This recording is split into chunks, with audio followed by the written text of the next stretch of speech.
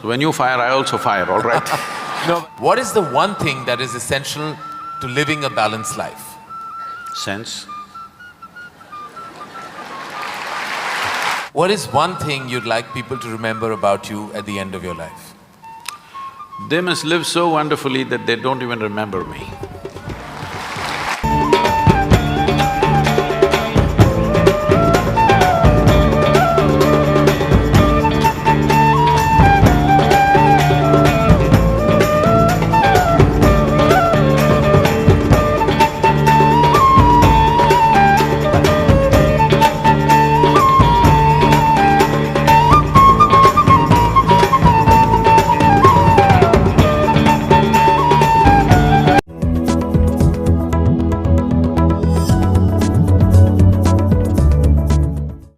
I'm gonna take the liberty, Sadhguru, to do what I normally do on my television show, which is a rapid fire round.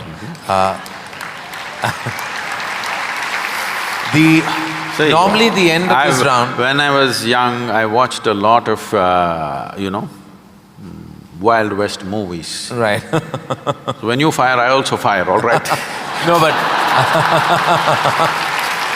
no, I promise you, this is not that kind of… you're not in my line of fire at all. I will not take the liberty of being that person. These are just quick questions which when I ask for one word, you have to stick to that. Because sometimes you have a tendency of not exactly answering the question asked. But you give such a profound and prolific retort back that it makes you very satiated. But in this case, my only request is that if it's one word, then it's just one word. Okay.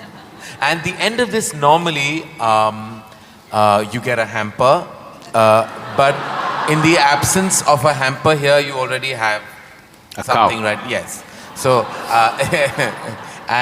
or this beautiful bouquet that is right next to you. But so there's no hamper, but you will get my utmost gratitude. Thank you. All right, very simply, what is the one thing that is essential to living a balanced life? Sense.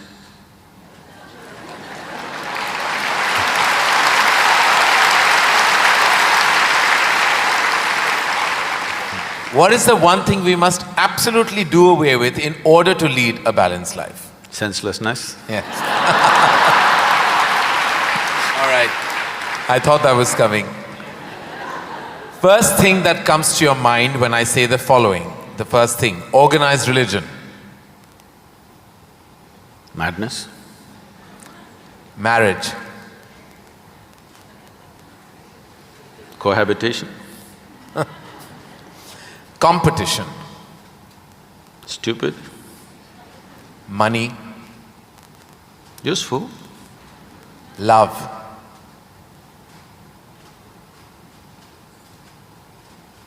Can I say a sentence? Yes. I will allow that. Most beautiful, but unfortunately crippling for most people.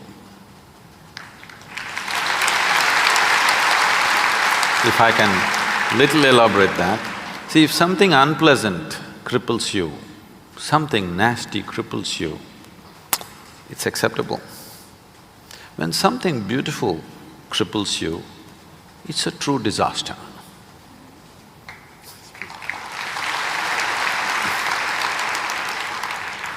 If you could ask one person, alive or dead, one question, who would you ask and what would that be?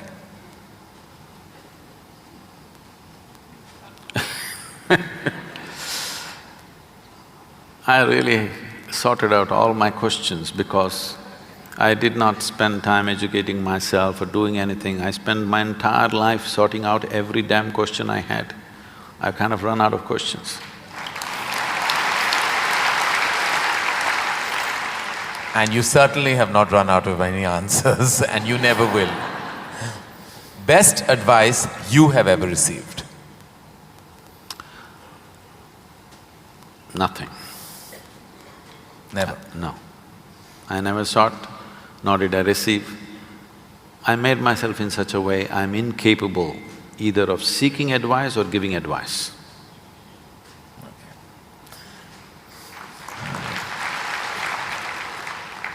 In an imaginary, completely hypothetical situation, if you had a day off with no commitments, no responsibilities, what would you spend the day doing? Oh, there are a lot of things. This can't be one word.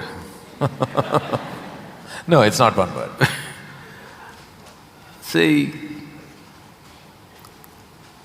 I have an indiscriminate sense of passion towards everything.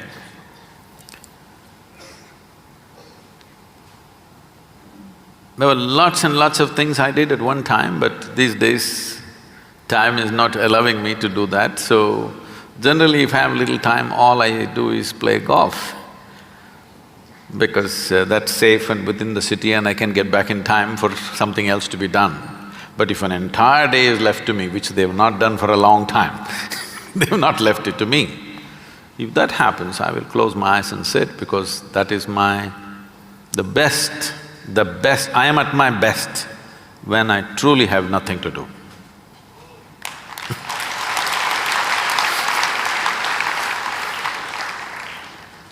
What is one thing you'd like people to remember about you at the end of your life? They must live so wonderfully that they don't even remember me.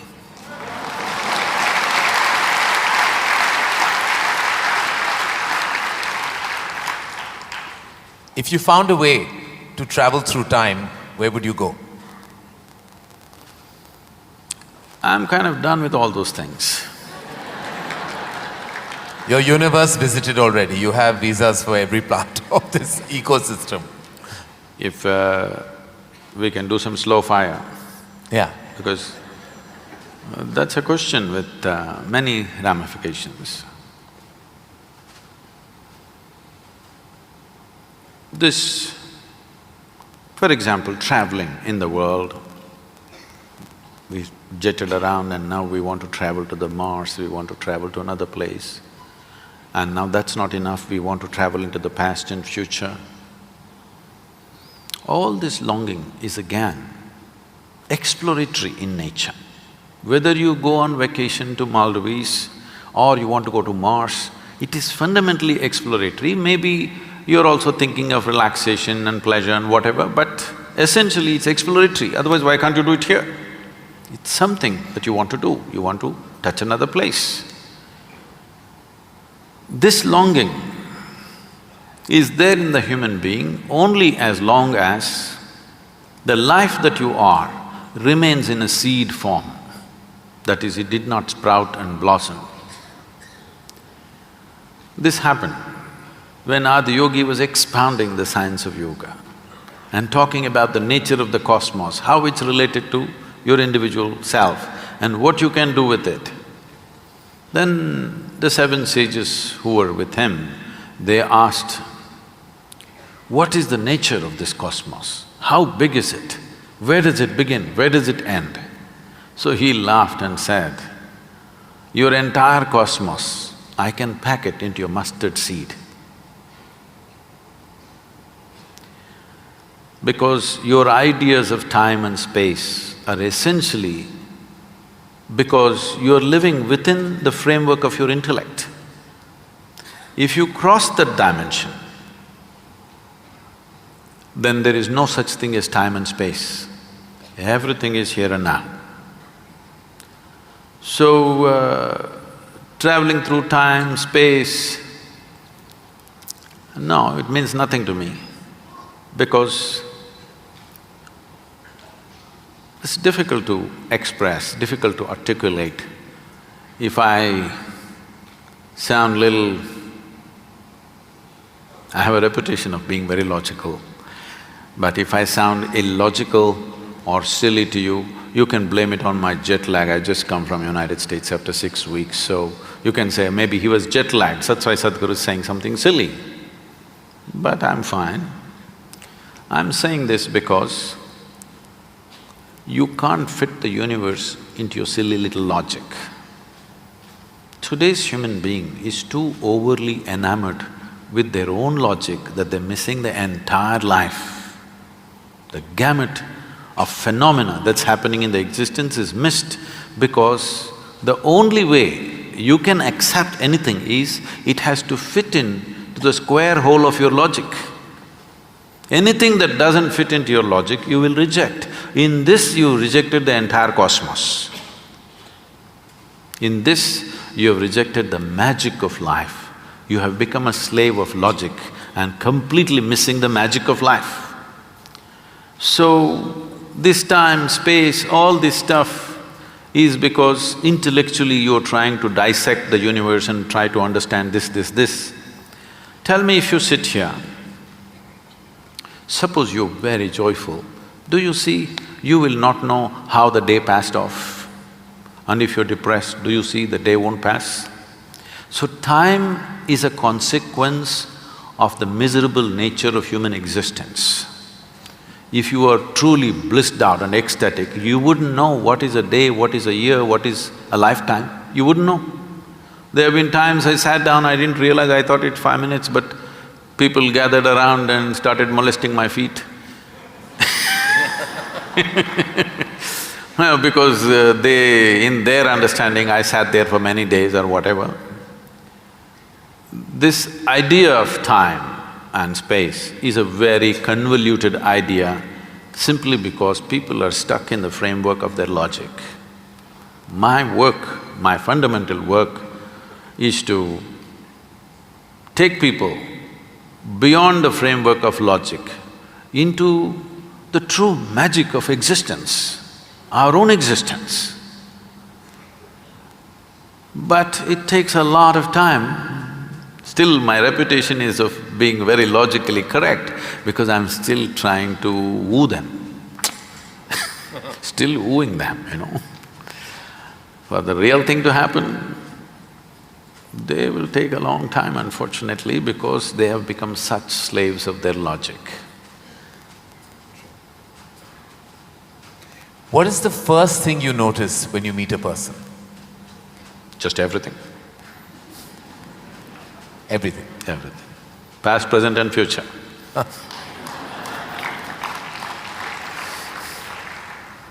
Is it more important to do what you love or love what you're doing? One word or more? The choice is entirely yours. See, if you are an intelligent person, you will try to do what you love most. But if you're a genius, you will do just what is needed.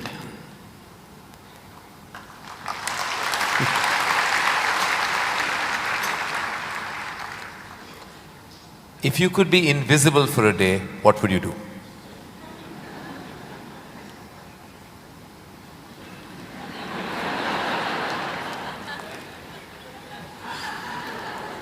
You wouldn't know?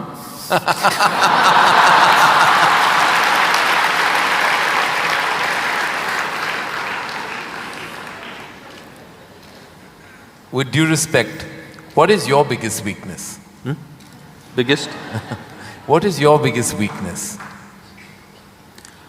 See, what normally people treat as weakness in their lives. Okay, let me give a normal answer. Why? Why am I going into all this? Already you said I'm what? What is the word? Sashayed.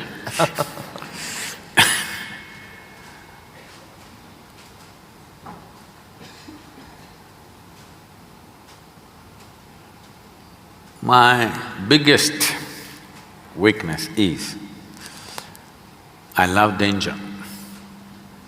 Without danger, I cannot live. I need to do something which keeps me on the edge of being mortal, being alive and dead. I want to walk that line all the time. Every day I'm stepping on it one way or the other. Is it a weakness? I don't think so, but people think, Sadhguru, you shouldn't risk your life like this. But if there's no risk, I feel I'm not being… because most of the time in my life, for whatever I'm doing, I don't feel tested. It's only in moments of danger that I feel little tested. So my weakness is, I like to be stretched, you know. For all the time when I was riding across India and later on I started driving, my only wish was that to find a machine which will test my skills. Always found the damn things broke down if I took it to my limits. These days recently I'm beginning to get to do a few machines which are testing me, whether I can push it all the way or not. Maybe that's because of my age. No. If I had met them much younger, I think I would You would have managed to work around them. One thing the world doesn't know about you. They don't know a thing about me.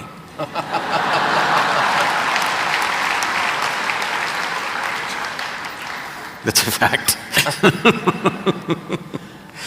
And the one thing you wish you could change about yourself. Oh, I never looked at that. I could speak Hindi. No, I'm sorry, Marathi.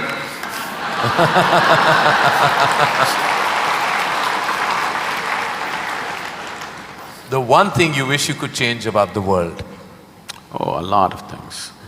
One. Human beings. Desperately in need of. Sir, what would you consider to be your greatest achievement? I don't think there's any. Because I always fall woefully short of my own expectation of what I could do. So I never feel anything is an achievement. Is there a song you love and can listen to all the time? Oh. I somehow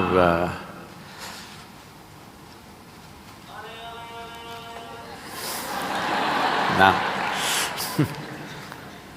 Probably because this came to me at a certain time when I was in my early teens maybe. So this one song kind of comes back to me more often than anything else. It's not that I even seek it, but somehow one way or the other this song keeps coming back to me. Is how many times Okay. I know you haven't seen any of my films, but do you have a favorite film? Oh. I've seen many good movies. At one time I saw a lot of them. I've not seen much of Indian cinema, but I saw a lot of, English cinema. But one movie that I thoroughly enjoyed at that time, because on that day the way things happened, many life situations fell together and everything, was Roman Holiday. Oh. Well, I have to say that that's the first film I've ever seen in my life. My mother took me to the cinema. Here we are. It is true. Roman Holiday is the first film I ever saw. It was my introduction to the big screen. I'm glad I have something in common with you. That image of Audrey and Gregory Peck is somehow just stayed with me. Wonderful. It was probably my age. Yeah. It must have been. Something you enjoy doing and wish you had more time for? I wish I had more time, because I made myself like this, that there is nothing that I enjoy or do not enjoy. I make sure I enjoy everything that I do, including simply sitting quietly or talking to somebody or doing whatever, because my activity is not limited to one area, so many things. If you did not enjoy everything that you do and do not do, you will go insane trying to manage so many things. But I will not go insane, because I enjoy being alive. Activities, anything is okay. Everything I do, I enjoy. Small things, big things, every kind of thing.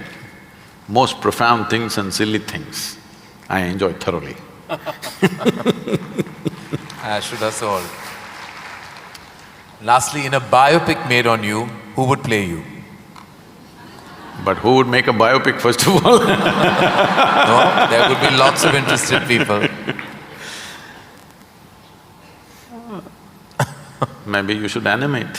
I don't think you would want that. Well, that is the end of the rapid fire, and you totally deserve the hamper that doesn't exist on this platform. But it's a virtual hamper that I've given to you with my love, gratitude, and deepest amount of respect. Thank you.